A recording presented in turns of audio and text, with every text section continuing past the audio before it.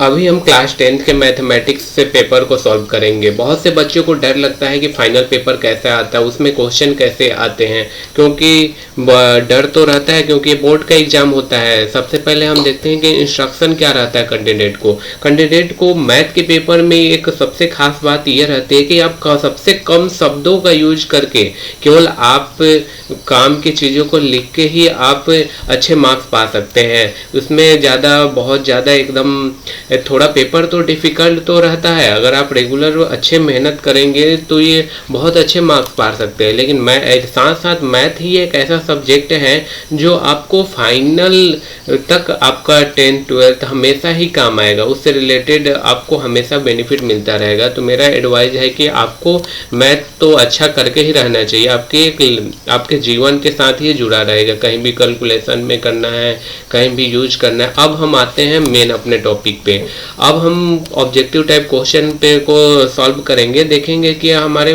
10th class के board में किस तरह के ऑब्जेक्टिव क्वेश्चन आते हैं। सबसे पहले हमें पहला क्वेश्चन आप पढ़िए, 5 + 3√2 ये क्या है? परिमेय है, अपरिमेय है, पूर्णांक है, या फिर देख लीजिए रेशनल है, इरेशनल है, इंटीजर है, और नॉन ऑफ दीज है। क्या है? आप हमेशा याद रखिएगा कि 5 + 3√2, अगर हम √2 क्या है? एक इरेशनल नंबर है। √3 क्या है? इरेशनल नंबर है। √5 क्या है? इरेशनल है। जिससे रेशनल नंबर क्या होता है, वे भी समझ लीजिए। p/q के फॉर्म में लिखा जा सके, और दोनों के दोनों क्या होने चाहिए? इंटीजर होने चाहिए, पूर्णांक होने चाहिए, तभी हम उसको क्या बोल सकते हैं? एक परिमेय संख्या में हो सकता है। अब परिमेय संख्या क्या होता है? रूट के टर्म्स में आ जाए, रूट के टर्म्स में आए और उसका एक पूर्णांक वैल्यू नहीं है। जैसे मान लीजिए √4 आ गया, तो √4 का तो वैल्यू मालूम है ना, हमें 2 होता है, तो ये क्या हो जाएगा? ये परिमेय संख्या हो जाएगा √4। अब देखिए, अब हम नेक्स्ट अभी क्वेश्चन सॉल्व करते चलेंगे। अब देखिए यहाँ पे 5 + 3√2, अगर किसी इरेशनल √2 क्या है? इरेशनल नंबर में अगर किसी में प्लस किया जाए, जोड़ा जाए, घटाया जाए, या फिर जोड़ा जाए, घटाया जाए, अगर गुना किया जाए, अगर गुना कर लीजिए, मान लीजिए √2 को √2 से ही गुना कर दीजिए, तो क्या हो जाएगा? 2 आ जाएगा। तो अगर डिफरेंट नंबर से अगर मल्टीप्लाई करते हैं तो हमेशा क्या हम रहेगा? अपरिमेय संख्या, अपरिमेय ही रहेगा। कौन सा? अभाज्य। अभाज्य मतलब प्राइम नंबर है। देखिए आपको 24 तो मालूम है ना, 7 के टेबल में आता है, 69 13 के टेबल में आता है, 63 9 × 7 आता है, तो कौन सा बच गया? 71 आ गया, जो किसी के भी टेबल में नहीं आता है। Which of the following is not a irrational number? Irrational number कौन सा नहीं है? √7 क्या है? Irrational number. √13 क्या है? इरेशनल नंबर है। √31 क्या इरेशनल नंबर? √25 की वैल्यू क्या होगा? 5 होता है। इसकी वैल्यू क्या है? दशमलव के रूप में आएगी, पॉइंट के रूप में आएगी, तो हमारा आंसर क्या हो गया? सी ऑप्शन हो गया। Which of the following rational number has terminated decimal expansion? इसमें से कौन सा डेसिमल क्या है? शांत है। जो शांत मतलब क्या हो गया? जैसे मान लीजिए हमने 1/3 किया, तो कितना हो गया? 0.33333, तो ये क्या आएगा? इनफाइनाइट। इसको हम क्या लिखते हैं? 0.3 पे बार, ये इसको क्या बोलेंगे? अशांत बोलेंगे। लेकिन अगर हम क्या कर दे? 1/2 कर दे, 1/2 कर दे क्या? 0.5 हो गया, तो ये क्या किस कैटेगरी में आएगा? शांत कैटेगरी में आएगा। अब हमारा क्या क्वेश्चन है? 5/2/15, 11/160, 17/16। आप चौथे क्वेश्चन में हमेशा याद रखिएगा, जब नीचे पावर 2 की पावर n, 2 की पावर m × 5 की पावर कितनी आ जाए? 5 की पावर n के टर्म्स में आ जाए, तो ये क्या रहेगा? हमेशा शांत के रूप में रहेगा। जैसे क्या लिख सकते हैं? 2/15 को क्या लिख सकते हैं? 5 × 3, तो ये 2 और 5 का टर्म्स आया क्या? नहीं आया, तो ये नहीं होगा। और 11/61 कितना आया? तो इसको 2 की पावर 4 इंटू क्या लिख सकते हैं हम? 10 × 10 लिख सकते हैं। 10 कितना होगा? 16 × 10, और उसके बाद हम क्या लिख सकते हैं? 11। इसके बाद 10 को भी क्या लिख सकते हैं? 5 × 2 लिख सकते हैं, तो कितना हो गया? यहाँ पे 5 है, 2 की 5 × 5, तो ये 2 और 5 के टर्म्स में ये बन गया ना, तो ये क्या हो जाएगा? एक शांत हो जाएगा। तो ऑप्शन क्या आ गया? बी आ गया। आप देखिए 60 को आप लिख सकते हैं क्या? 60 को क्या आएगा? 17/60 को क्या लिखेगा? 15 × 4, 15 को क्या लिखे 5 इंटू 3 आ रहा है तो ये नहीं होगा। और ये 6/35 कितना हो 7 इंटू 3 तो ये नहीं आएगा। तो आंसर क्या आ गया बी आ गया। अगर कोई इसमें डाउट आता है तो प्लीज आप पूछेगा। लोग दो लगातार सम संख्याओं का महत्तम समापवर्तक conjugative even number. Conjugative even number आप समझिए 2 4 6 8 10। अब इसमें से कॉन्जुगेटिव बोल रहा है तो दो कंटिन्यूअस होना चाहिए, या तो आप 2 4 को ले लीजिए या 6 8 को ले लीजिए या 8 10 को ले लीजिए। तो हम सबसे पहले क्या लेते हैं 2 4 को ले लेते हैं। 2 4 में आप 2 कॉमन ले लिए 1 2 आ गया तो इसका एलसीएम कितना है 2 दूनी का 4 आ गया। और लेकिन एलसीएम क्या आया दोनों का कॉमन क्या आया 2 आ गया। यहीं पे अगर एलसीएम पूछता है तो एलसीएम कितना आ जाएगा, एलसीएम कितना आ जाएगा, एलसीएम कॉन्जुगेटिव का इसमें कॉन्जुगेटिव का अलग अलग है, जितनी बड़ी संख्या रहेगी उतना बड़ा आएगा, लेकिन एचसीएफ क्या रहेगा 2 ही रहेगा। अब यहाँ पे देखिए अल्फा और बीटा द्विघात बहुपद x² प्लस x माइनस 2 के शून्यक हो तो 1 by अल्फा और 1 by बीटा की वैल्यू क्या होगी। अब सबसे पहले आप देखिए आपको मालूम होगा ax² plus bx plus C equal to 0 होता है। क्वाड्रेटिक इक्वेशन में अल्फा प्लस बीटा क्या होता है माइनस बी बाई ए होता है। अल्फा बीटा क्या होता है सी बाई ए होता है। सबसे पहले इसको आप ध्यान से देखिए 1 by alpha plus 1 by beta equal to क्या लिख सकते हैं beta alpha plus beta divided by alpha beta लिख सकते हैं। अब इसमें देखिए इसमें अल्फा प्लस बीटा की वैल्यू कितनी है माइनस बी बाई ए। उसके बाद किसकी वैल्यू है अल्फा बीटा कितनी है सी बाई ए है। तो आपको मालूम है माइनस बी बाई ए जो सबसे नीचे है वो कहाँ क्या जाएगा ऊपर आएगा ए बाई सी। तो यहाँ से ए कट गया माइनस बी बाई सी आ गया। तो अभी आप हमेशा याद रखिए 1 by alpha plus 1 by beta equal to क्या होता है माइनस बी बाई सी। अब हमारा इसी से आंसर आ जाएगा। देखिए इस क्वेश्चन में माइनस बी कितना है यहाँ पे 1 है कोफिशिएंट माइनस 1। सी कितना है यहाँ पे माइनस 2 है तो कितना आ गया माइनस माइनस कैंसिल हो गया 1/2 आ गया। तो इसका आंसर क्या आ जाएगा 1/2 आ गया। तो ये आंसर इसका क्या आ गया ए आ गया। अब देखिए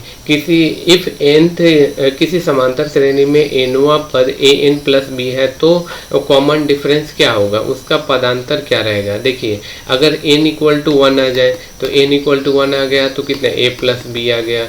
n इक्वल टू 2 लिख दे तो 2a प्लस बी। अगर क्या आता है कॉमन डिफरेंस क्या होता है n2 माइनस n1 दूसरी संख्या में से पहली संख्या को घटा दे तो 2a प्लस बी में से क्या घटाना है ए प्लस बी आप घटाइएगा तो क्या आ जाएगा 2a प्लस बी माइनस ए माइनस बी। तो यहाँ से b से b कैंसिल बच गया यहाँ पे a आ गया तो क्या आ गया a आ गया। अब उसमें से देखिए भुज क्या है भुज आप हमेशा याद रखिएगा भुज और कोटि एक्स वाले जो पहला वाला टर्म्स होता है इसको भुज बोलते हैं और जो सेकेंड वाला y का कंपोनेंट होता है उसको कोटि बोलते हैं। ये अगर आपने ध्यान रख लिया तो आपको एक नंबर ऐसे एग्जाम में फॉर्म था। भुज क्या होगी यहाँ पे 6 आ गया। उसके बाद बिंदु 2 और 3 स्थित है। 2 और 3 आपको यहाँ मालूम होना चाहिए पॉजिटिव होता है ये पॉजिटिव तो इसका दोनों निगेटिव। यहाँ पे निगेटिव पॉजिटिव होता है यहाँ पे क्या होता है यहाँ पे पॉजिटिव निगेटिव। आप ये चारों को याद रखिएगा आपका कोई क्वेश्चन सॉल्व नहीं है। 2 3 दोनों पॉजिटिव है तो फिर ये क्या होता है फर्स्ट होता है सेकंड होता है थर्ड होता है और ये फोर्थ होता है। आप हमेशा याद रखिएगा प्लस प्लस क्या होगा हमेशा क्या होगा 1 होगा। उसके बाद माइनस प्लस माइनस माइनस तो ये कौन से कोऑर्डिनेट में आ गया ये फर्स्ट कोऑर्डिनेट में आ गया। यदि x equal to a y equal to b x minus a और x प्लस वाई में तो a और b का मान क्रमशः होगा।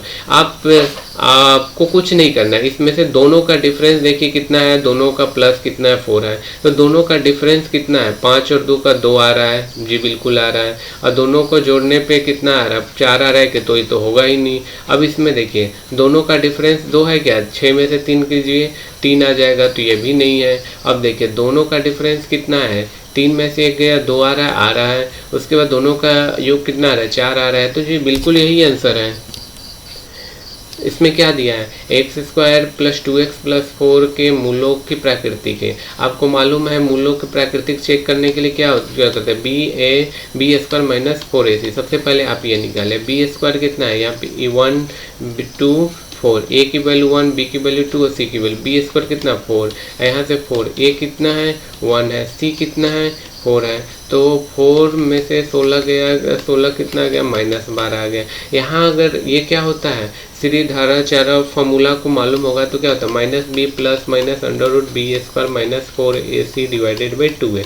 अब देखिए ये वाला टर्म्स किसके अंदर है, माइनस के अंदर आ रहा है। माइनस अगर 12 अगर रखिएगा तो किसी भी रूट के अंदर माइनस में क्या होगा, अकाल्पनिक हो जाएगा और नॉट रियल होगा, तो इसकी क्या हो गई, और वास्तविक नॉट रियल हो गया, रूट में आ रहा है। अगर आप हमेशा ध्यान रखिए, अगर क्या होता है कि अगर 0 आ जाता, अगर B square minus 4ac equal to 0 आता है तो क्या आता, वास्तविक और समान आता। अगर B square minus 4ac greater than 0 आता है तो क्या आता है, फिर वास्तविक और असामान्य रूट आते हैं। अब उसके बाद देखिए बिंदु 4 -1 और 2 और 3 के बीच की दूरी क्या होगी। आप देखिए सबसे दूरी निकालने का फॉर्मूला क्या होता है, अंडर रूट में ले लीजिए। उसके बाद पहले क्या कीजिए, 4 को लिखिए, उसके बाद माइनस साइन लगाइए, फिर दूसरे को लिखिए, दोनों के x को एक साथ, तो कितना आ गया 2 का माइनस का स्क्वायर कीजिए, फिर दूसरा वाला टर्म्स लीजिए -1, फिर उसके बाद दूसरा वाला टर्म्स y कर लीजिए -3, इसका भी स्क्वायर लिख दीजिए। अब देखिए 4 में से 2 गया 2 स्क्वायर, उसके बाद कितना -1 -3 -4 का स्क्वायर, तो कितना हो गया 4 कितना हो गया 4 प्लस 16 इक्वल टू कितना √20, √20 कितना होगा √4 × 5, तो कितना होगा 4 का रूट 2 रूट 5 आ गया, तो इसके बीच की डिस्टेंस कितनी आ गई 2√5 आ गई।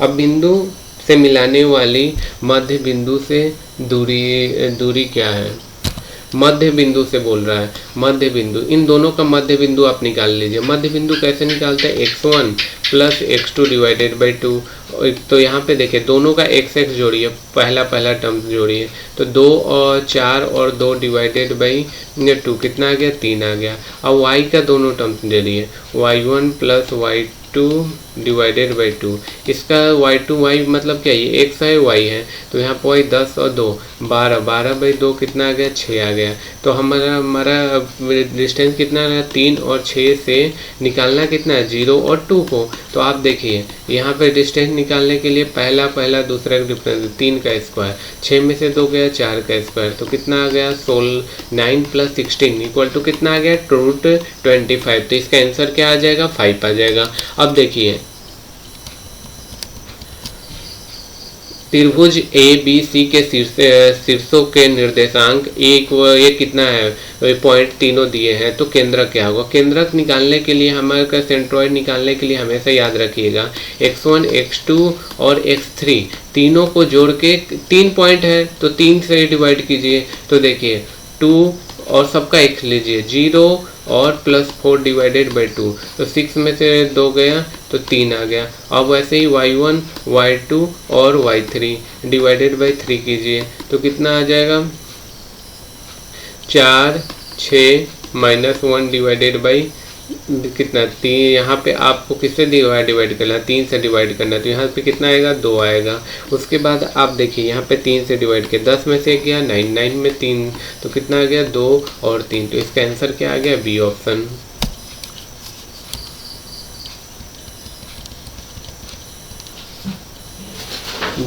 यदि 1 2 0 0 ए और बी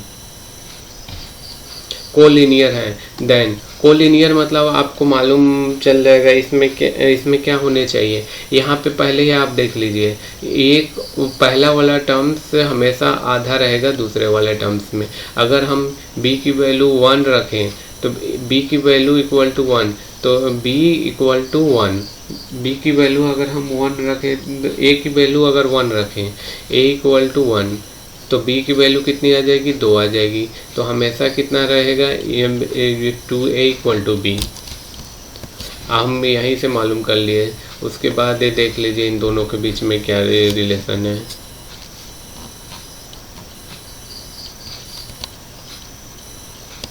दो समकोणीय, ratio of corresponding side of two triangle is always same. The statement is the, किसका है स्टेटमेंट है, आप सोचिए और फिर कमेंट कीजिए। ये आपको ratio of the corresponding side of the two equi angular triangle is always same, किसका होता है, थेल्स का स्टेटमेंट है। आप स्टेटमेंट को याद रखिए। किसी त्रिभुज के दो भुजाओं के वर्गों का योग तीसरी भुजा के वर्ग के बराबर होता है। मान लीजिए कि पाइथागोरस प्रमेय में अगर 3 है, ये 4 है, तो ये कितना हो जाता है, 5 होता है। √3² + 4² इक्वल टू कितना हो गया, √5। ये वाला एंगल कितना होना चाहिए, 90 डिग्री होने चाहिए। तो इसके अपोजिट साइड के बीच में कितनी हो गई, 90 डिग्री हो गए। अब हमने पहले पार्ट में सारे क्वेश्चन सॉल्व किया, अब नेक्स्ट पार्ट में हम इतने सारे क्वेश्चन सॉल्व करेंगे, जिससे आपको आइडिया मालूम चल जाएगा कि एग्ज़ाम में क्वेश्चन कैसे आते हैं। ये सब क्वेश्चन को एक बार पॉज करके आप खुद सॉल्व करना चाहिए। अगर इस क्वेश्चन में किसी में प्रॉब्लम आता है तो मैं उसको डेफिनेटली बताऊँगा आपको कि कैसे कैसे सॉल्व करना है। अगर कोई प्रॉब्लम आता है तो मेरे व्हाट्सअप नंबर पे भी पूछ सकते हैं। मेरा व्हाट्सअप नंबर मैं आपको शेयर करता हूँ। ये 50 क्वेश्चन आप देख लीजिए, उसके बाद हम फिर नेक्स्ट वीडियो में और क्वेश्चन को सॉल्व करेंगे।